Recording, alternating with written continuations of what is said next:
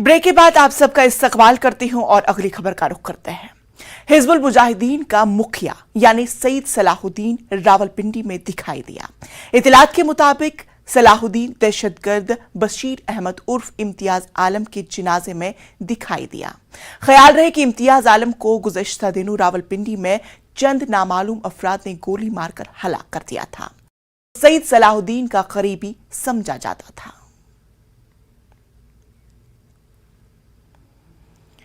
BBC के दफ्तरों में इनकम टैक्स की कार्रवाई का मुद्दा बरतानिया की पार्लियामेंट में उठा। बरतानवी हुकूमत बीबीसी का दिफा किया। वजीर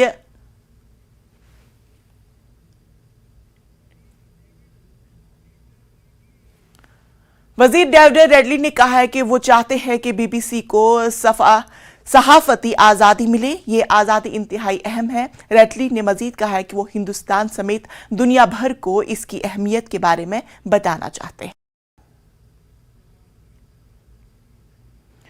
जम्मू श्रीनगर कौमी शाहरा पत्थरों के गिरने के सबब आज दूसरे दिन भी चमलास इलाके के नजदीक बंद है। शाहरा पर दोनों जानिब हजारों मुसाफिर और गाड़ियां दरमानदा हैं। पत्थरों के गिरने के सबब बहाली का काम भी मुतासिर हो रहा है।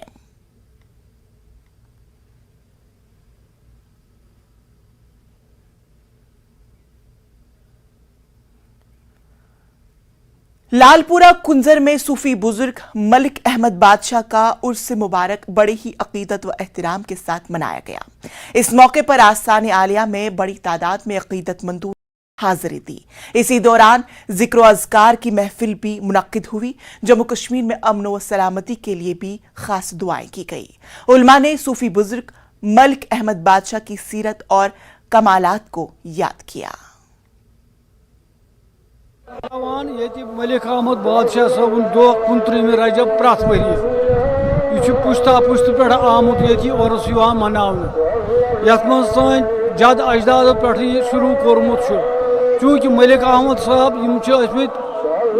अमिस ब्या बोय लुद मोगरे सह अहमद आसान यह तिम बरदर शाह हमदान साहबस अलम बरदार तम वक्त यह ताल्लुक सादात खानदान तो मलिक अहमद बादशाह साहबस आव लालपोरा मज सकूरत कर इजाजत दिन दोस पे खतमात यह दह ताज़ कर 29 रजब तिक 29 रजब विसाल सपूदमुत तो अमे मूजूब आव यह 29 रजब बहस बापत विसाल मलिक साहब दह मनाने कर।